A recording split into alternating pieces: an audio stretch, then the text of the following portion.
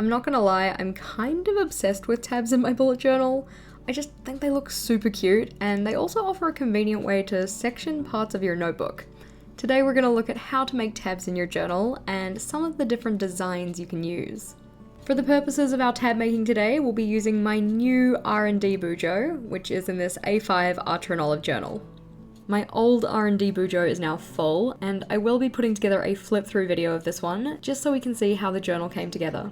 Many of the things that I set up in this journal are part of my bullet journal ideas playlist, which is linked in the description box below, along with any of the materials we're going to be using today. Before we get into the how to make tabs, we should probably talk about what tabs are. In a regular notebook or planner that has tabs, the tabs are these little pieces that stick out the side of the page, or sometimes the top of the page, to mark specific pages or specific sections. The nice part about tabs is that they allow you to quickly flip to specific points in the notebook, which can make them really helpful for being able to find information or specific pages quite quickly. While some planners and journals, like the power sheets we have here, come with pre-printed tabs, if you're bullet journaling, this probably won't come with tabs, because most of the time you're using an empty notebook. So that is what we're going to look at today, how to make tabs in your journal. One of the simplest ways to make tabs is with washi tape, and you can see some little washi tape tabs down the side here. Essentially, all you have to do is cut off a piece of washi tape. I'm using one that's about 3 centimeters long. Stick one end of the washi tape to the page in the place that you want the tab to be, and then fold the washi tape over to the other side of the page such that some of it hangs off. You then press this down to secure both sides of the tape to each other, and there we have a tab. The nice part about these kind of tabs is that they are super quick to make, you don't need any special equipment other than the washi tape, and they stick out of your journal, so you can see them regardless of where in your journal you are. You can also do tab making with stickers, and for our tab making I'm going to be using these circular stickers. This one works in a similar way, so you take a sticker and put it down on one side of the page, such that part of the sticker hangs off the edge of the paper. Instead of wrapping the sticker around to the other side of the paper, you just stick down another sticker of the same size on the other side of the page. While you can also buy tab stickers, which are cut in a specific way so that you can make tabs out of them, as you can see, you can technically do this out of any sticker design that you have a mirror image of. The nice part about circles is that as long as the circles are the same size, you can get them to stick perfectly to each other, so not leaving any sticky side exposed. This also allows you to have some fun with the designs of your tabs. So to actually draw out patterned tabs like this would take a fair bit of effort, but using stickers makes it a lot easier. The tabs we've looked at so far are the kinds that will stick out the side of your journal and don't require you to cut any pages, but our next type are the ones where you will need some kind of cutting implement. And the first one we're going to look at is what I call the cascading tabs. So you can see that our tabs run down the side here on separate pages. Rather than being separate tabs of the same size, like we had for the washi tape tabs and for the sticker tabs, the size of these ones varies. So you can see this first one is the smallest, the next one's a little bigger, so you can see the bottom of it, the next one underneath that is a little bigger again, and so on and so forth. All of these cascading tabs though start at the top.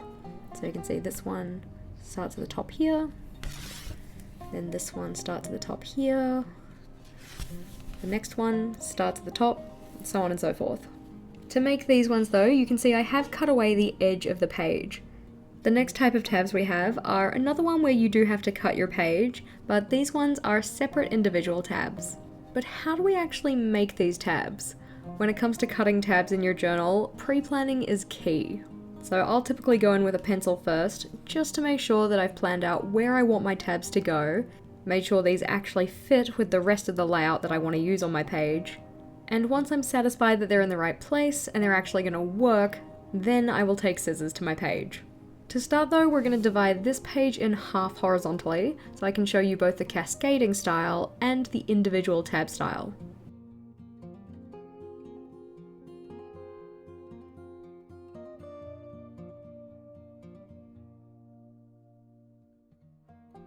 Starting with the cascading tabs here at the top, these ones are a little bit easier just because you don't have to do as much cutting. I'm going to be making my tabs 1 centimeter in diameter, just because this is typically the size I like to use, though I have previously made tabs that are smaller.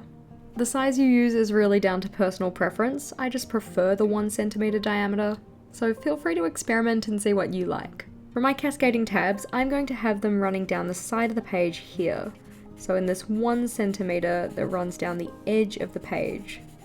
If you were making your page as a Dutch door, your tabs might be a little further in, or technically you could also have tabs that run across the top of the page, but we'll look at those in a bit. For the tabs I'm making here, I want the end of each tab to be on a diagonal, and to make sure all of my diagonals line up with each other, I just use the dot grid. So going from one point on one side, up to a dot that's 1/2 centimeter higher. So all of this space at the top here is going to be my first tab. For my second tab, I'm going to place this one 2 centimeters lower. Again, putting in that diagonal, and I'm going to put the one after it another 2 centimeters below this. Again, the spacing of this is completely up to you. It really just depends on how many tabs you want to make, how much space you have, etc. So I've drawn these tabs out on this first page, but really I need to make sure that I know what's going on the subsequent pages.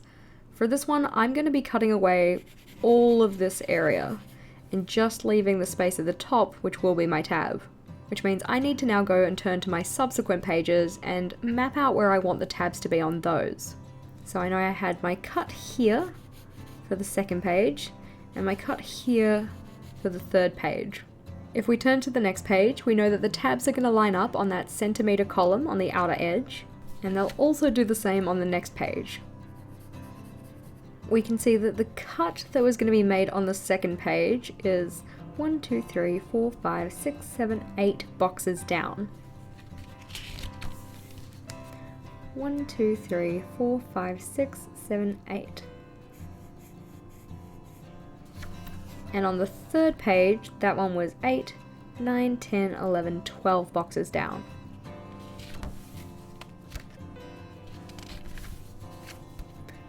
One, 2, 3, 4, 5, 6, 7, 8, 9, 10, 11, 12. Now as I have my guidelines in, it's time to start thinking about cutting my pages. As we said, the first one is going to be the shortest tab, so just cutting away this bottom section, and then the next one will be slightly longer, and the one after that will be longer again. Take your time while you're doing your cutting. You don't want to accidentally cut off something you shouldn't, but hopefully having put in the pencil lines will help make sure we don't do that. Also make sure to turn your journal to be in a direction that makes sense for you while cutting. Once I've finished my cutting, it's then time to go in and erase my pencil guidelines. Some of these might be left behind along the cut edges, so do try to carefully erase those too. A step that's not necessarily necessary, but one that I like to do, is also go and round off any of the sharp edges. Not so much on the ends of the tabs, but on the corner of the page here and here. To do this, I just use my Creative Memories corner rounder, a very helpful tool. Hopefully you can see our little cascading tabs that we have down the side here. Something that I also like to do is add a little bit of colour to them, just so that they're a little more obvious. You can of course do this with a marker, or you can use washi tape. For these ones I'm going to use the marker, but for some of the ones we have coming up we will use the washi.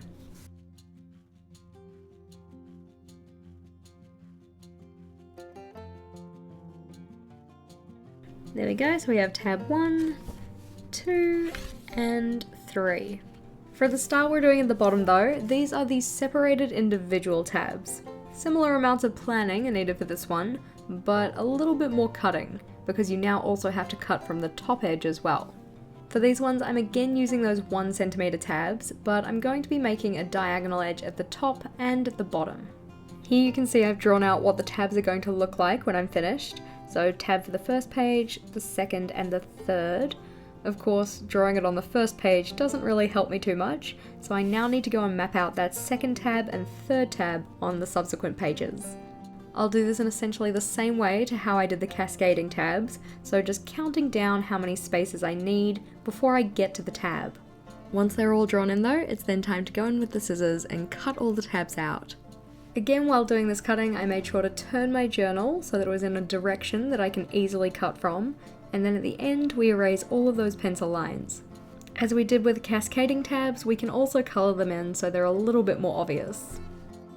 Something that I try to make sure I do with these individual tabs is colour them from both sides. just so that it looks completed or finished from both sides of the page. As I mentioned before, instead of having your tabs run down the page, you can also have them run across the top. These are done again in a very similar way, so first going in with pencil to map out where you want those tabs to be. The type that we're doing here are the individual tabs rather than the cascading tabs. It is also worth noting that all of the little pieces of paper that I'm cutting out of the journal here while making these tabs, I am saving those just so that I can use them anytime I make a mistake in my journal. Having those little pieces of spare paper can be super helpful for this. Then once you cut them out, as we've done previously, it's nice to colour them in. But this time, instead of using a pen, I'm going to use washi tape. The washi tape that I'm going to be using for this is this purple holographic foiled washi. This one's part of an astrology set from the washi tape shop. Super pretty. All we need to do is first cut a piece of tape. We then take the tape and lay it down so that the edge sits in line with where we cut the page away. As you can see, the tape will hang over the top of the tab, and now what we do is flip it over and then fold the tape so that then it sits in line on the other side, pressing it down to make sure that it's nicely fastened to the page. You can see we do have a fair amount of overhang here. Our tab is only 1 centimeter high, but the tape goes up about 1.5, so we just need to cut away the excess tape. And then repeating the process for our other tab.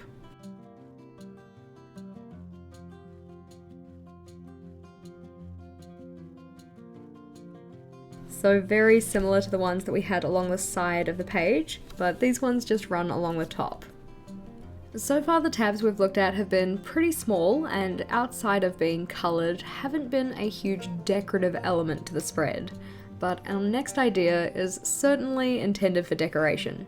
This one in particular is one of the main reasons I wanted to make this video, and I was super inspired by Lefty Art Lover over on Instagram, who made this awesome series of tabs in her November setup. As you can see, these tabs are styled to look like letters, and that's what we're going to do down the bottom here. You can see I've lightly penciled in the letter A, and that's because we're going to do APR for April. This is another style of tab making where we're going to have to cut away the page, and you can see I have a vertical pencil line here which indicates where that cutaway is going to happen. When it comes to actually mapping out where the letters are going to be versus where you're cutting the page away, do make sure you have a small amount of overlap, sufficient that you're not going to accidentally rip the letter off by turning the page. So you can see here I have about a centimeter region where the A overlaps the edge of the Dutch door. So going in first with my pen to put in the letter A, and then we're going to use my craft knife to cut this out. For this one I'm working with block capital letters, just because I figured they were going to be a little bit easier to cut out, but you could use any style of lettering you want, provided you're willing to put in the effort to cut around them. To cut this one out, I'm first going to cut out the Dutch door aspect, so the vertical line that goes along the page here, and also above this, and then I'm going to use the craft knife to cut around the letter A. In using the craft knife, I am going to put a cutting mat underneath my paper because I don't want to cut through to the other side. This is the most fiddly of the type of tabs we're looking at in this video, but it is super cute.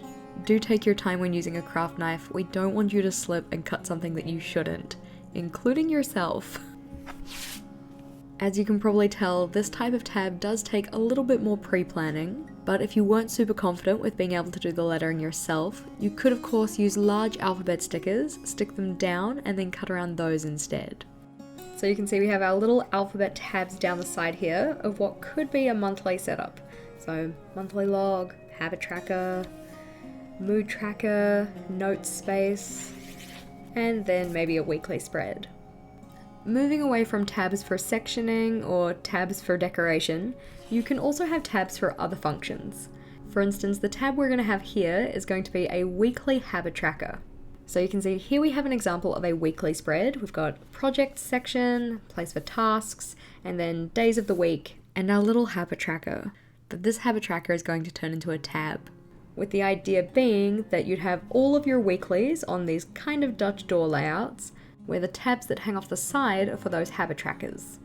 We've already drawn this one in, so we'll just go and cut away the page and reveal what I mean.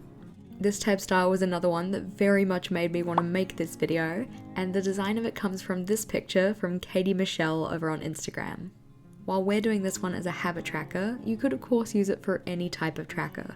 So a water log, an exercise tracker, a sleep tracker, really whatever you want to track.